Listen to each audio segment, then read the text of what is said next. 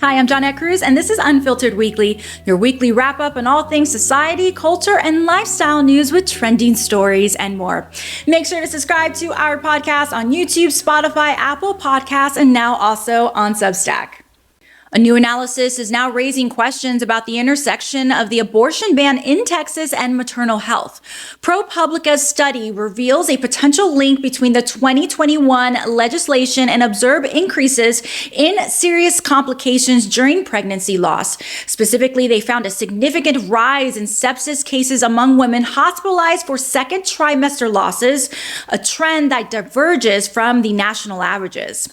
The data indicates that these complications were most often seen in patients presented with a fetal heartbeat. They have sparked a debate among medical professionals who are navigating the complex legal landscape surrounding abortion procedures, even in cases of pregnancy loss. While the Texas law includes medical exceptions, the interpretation of these exceptions has become a point of contention. Lawmakers are now considering potential clarifications to ensure that medical professionals can provide necessary care in critical situations. The study has opened a dialogue about the potential consequences of the ban, highlighting the need for further exploration into the relationship between restrictive abortion laws and maternal health outcomes.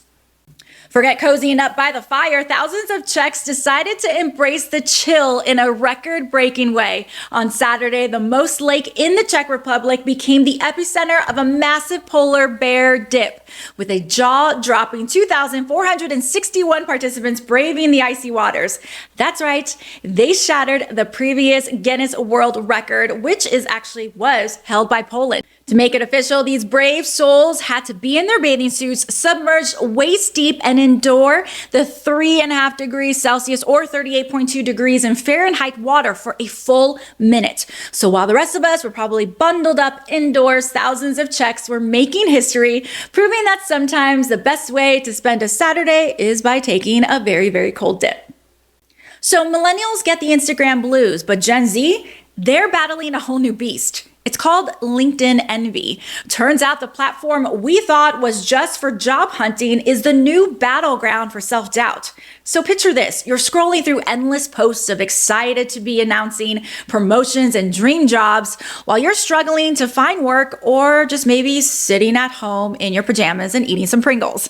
While Instagram gets all the flack for comparison spirals, LinkedIn is quietly becoming the envy epicenter. It's even become a weird hybrid of a dating site where people compare careers and actually find dates. I'm being serious about this. People are so overwhelmed, they're actually deleting the app altogether. One Reddit user confessed it made them feel absolutely terrible, and they're not alone. Comments exploded with agreement calling it torture and the overachiever's Facebook.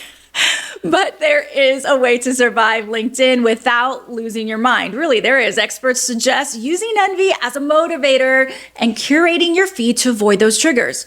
Basically, turn your feelings of inadequacy into fuel for your own success. Or, just delete the app. Your mental health might thank you.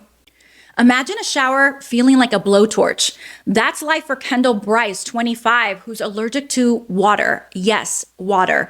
This rare condition, which is called aquagenic urticaria, turns every raindrop, every hand wash into agonizing hives and burning sensations.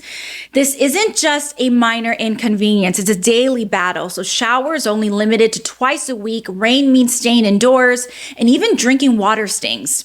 It feels like someone has taken a lighter to my body, she says, describing the excruciating pain. Her condition is so severe that it actually can trigger shock.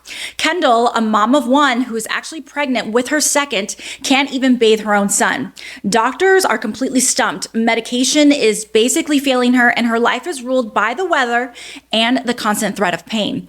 Diagnosed back in 2021 after years of suffering, she's now speaking out, hoping someone somewhere has the answer and can provide her with the treatment she needs. Talk about a travel nightmare. Dylan O'Byrne, fresh off a South Asia trip, is facing a potential $500 fine or worse for a forgotten banana. Yeah, a banana. After a 42-hour journey, he grabbed a snack in a German airport lounge and completely forgot it was in his bag. So, cue the drama at JFK. Sniffer dogs, Border Patrol in a very serious conversation about agricultural regulations. Turns out bringing undeclared fruit into the U.S. is a big no, even if it's an honest mistake. O'Byrne is a seasoned traveler and was basically flabbergasted by the whole ordeal. He argues for common sense and discretion, especially after a grueling trip. But the USDA is serious about protecting U.S. agriculture and foreign pests and diseases. Think fruit flies and millions in damage, which happened back in the 1980s. O'Byrne was also quoted by saying, "I completely respect the need for border security, but I also hope there's room for common sense in how penalties are applied.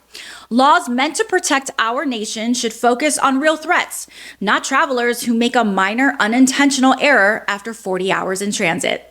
And now you're all caught up on this week's Unfiltered Weekly. For the latest news, keep following us and subscribe. We're on Apple Podcasts, Spotify, YouTube, and now also on Substack.